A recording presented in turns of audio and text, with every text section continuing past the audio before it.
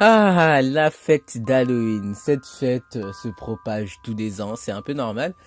Le 31 octobre. Et aujourd'hui, j'avais envie de vous faire part de trois histoires effrayantes inventées par moi. Je tiens à vous dire qu'elles sont tous inventées. Mais en tout cas, sur le thème d'Halloween, bien évidemment.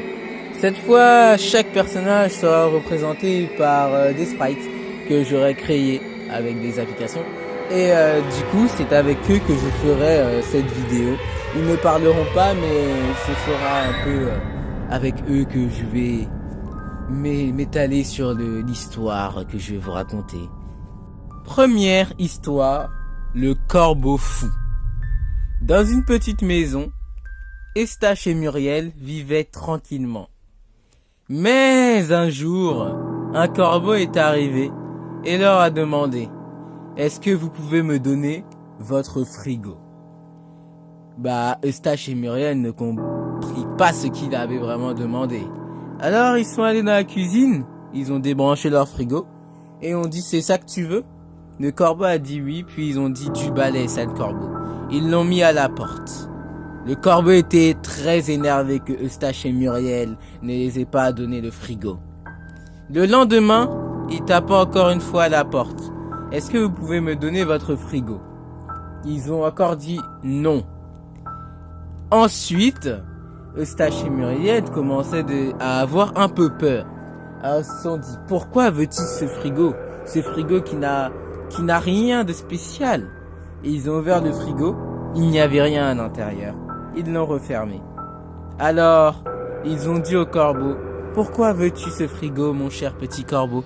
Et le corbeau répondit: voyons, pour mettre au frais tous mes corps. Eustache et Muriel n'ont pas compris. Et ils ont commencé à avoir peur. Ils ont suivi le corbeau près d'une rivière. Et le corbeau leur a montré un petit trou qu'il avait fait. On les a mis dans ce trou. Ils n'ont pas compris pourquoi. Et le corbeau dit: chaque jour que quelqu'un mourut, j'étais à côté. Et je l'ai enfermé. En réalité, le corbeau enferma tous les corps qui mouraient devant lui, dans une petite maison. Maintenant que Eustache et Muriel étaient enfermés dans cette maison, ils ne savaient plus quoi faire. Alors, ils ont vieilli et sont morts. Puis le corbeau a pris le frigo et les a enfermés à l'intérieur. Bon, pour une première histoire, comme d'habitude, je vous dis tout de suite, je ne suis pas fait pour ça. Mais j'aime bien faire de nouvelles choses, de nouveaux concepts sur ma chaîne, alors on va continuer. Mais en tout cas, c'est une première vidéo dessus. Alors excusez-moi si je bégaye ou je me trompe sur des mots. Mais en tout cas, voilà, la première histoire, elle était assez douce, en réalité. Elle n'était pas si violente que ça.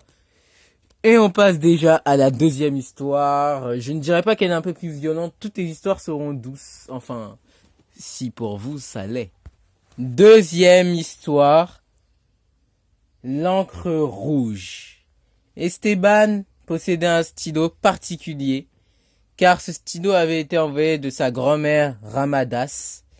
Son prénom pour Esteban est ordinaire, mais pour ses amis très bizarre, comme si c'était un prénom de quelqu'un qui ne vivait pas à leur époque. Alors, Esteban aimait beaucoup ce stylo, mais il ne voulait pas l'utiliser au début, et il préférait le mettre dans sa collection de choses précieuses. Alors il décida de le mettre dans une boîte. Quelques années après, sa mère, vu qu'ils avaient déménagé, a retrouvé cette boîte et lui a donné le stylo. Esteban était en 4e. Il décida alors de prendre le stylo et de se dire: il est temps de l'utiliser pour l'user et ensuite le jeter. Grand-mère est morte, donc je vais pas quand même garder quelque chose qui me rappelle d'elle, ça me fait du mal, il se disait. Donc, il décida d'utiliser le stylo. Le premier jour, il était heureux de l'utiliser. Deuxième jour, il a dessiné avec. Troisième jour, on lui a donné l'objectif de créer un film. Alors, il créa avec ce stylo le scénario. Malheureusement, le troisième jour, Esteban se sentit très mal. Il toussait, il avait mal à la gorge et il était tout pâle. Alors, il a décidé de déposer le stylo et de rester chez lui pendant un jour. Ensuite, il est retourné en cours. Esteban était heureux de retrouver ses amis. Il était vraiment heureux. Il a utilisé le stylo, il a écrit avec, il a dessiné, il a travaillé, il a fait tout ce qu'il pouvait jusqu'à qu'il mourut. Il est mort. Et la police a décidé de donner le stylo à son meilleur ami, puisque son ami travaillait aussi sur le film. Et en réalité, son ami était mort de la même maladie. On appelle ça une maladie, mais en réalité, ce n'était pas du tout une maladie. Dans le stylo, il y était planté une seringue qui aspirait le sang de son utilisateur. Et en réalité, à chaque fois qu'on utilisait ce stylo, on perdait du sang. Beaucoup de sang. Jusqu'à mourir. Voilà, fin de la deuxième histoire. On passe déjà à la troisième, mais je pense que je vais faire une petite bonus une histoire bonus avant. Donc c'est parti pour l'histoire bonus et ensuite la dernière. Le bonus, le manga d'un suicidé. Ah, celui-là, il est vraiment dérangeant, mais moi c'est des choses comme ça que j'aime. Je vais pas vous cacher que c'est le genre d'horreur que j'aime, tout ce qui est dérangeant. Bon. C'est parti, le manga d'un suicidé.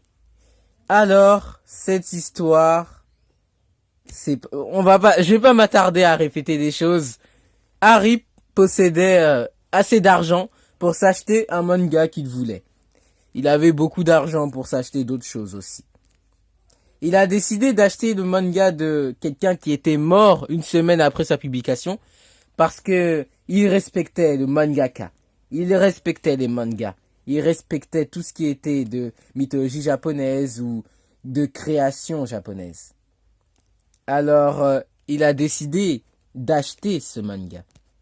Il l'a acheté et il s'est senti mal parce que sur Internet, les gens postaient qu'ils avaient perdu du sang, des membres après avoir lu ce manga. Mais il n'y croyait même pas. Il pensait que c'était faux. Il a décidé alors de lire le manga. Et il était très mal à l'aise devant les dessins bizarres, les marque-pages qui étaient placés tout seuls pour marquer des pages effrayantes. Il y avait des couleurs dans un manga qui a été précisé qu'il était en noir et blanc, des couleurs rouges, noires, des traces de peau. C'était vraiment dérangeant pour lui. Harry n'aimait pas trop ça. Et il est devenu complètement fou.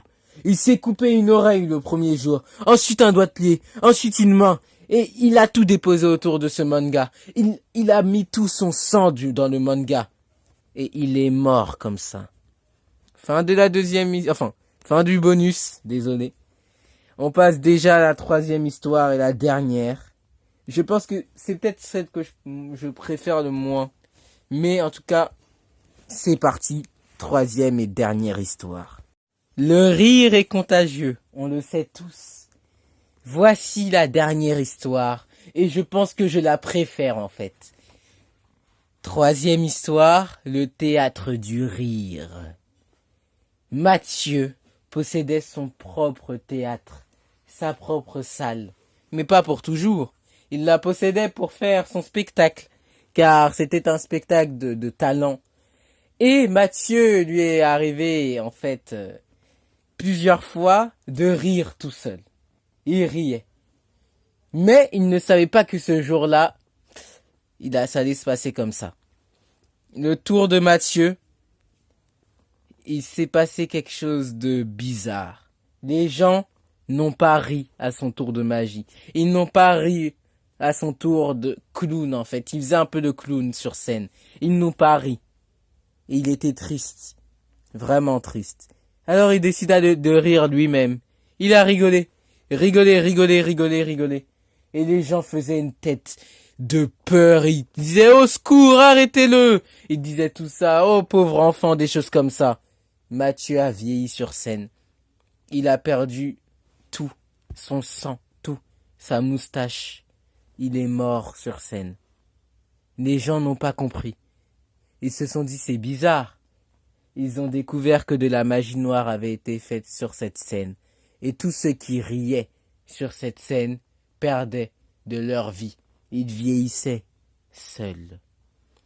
Et voilà, c'est ça qui va conclure la fin de cette vidéo. Merci d'avoir regardé et je vous souhaite un joyeux Halloween, même si techniquement à l'heure que je vais sortir la vidéo c'est passé, à part s'il y en a qui font des fous encore à minuit. Joyeux Halloween.